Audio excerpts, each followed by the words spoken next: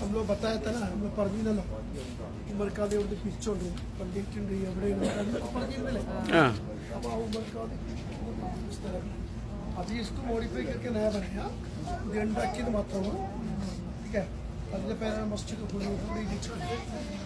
ഹുനൂദ് means India, ഇന്ത്യൻ്റെ പ്ലൂറലാണ് ഹുനൂദ്, India ഹുനൂദ് മനസ്സിലാണ്, singular plural മനസ്സിലാണ്.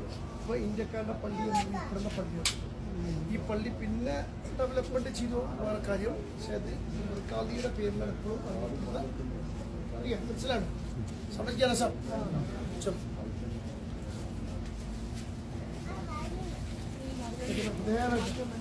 सीधा करो सीधा.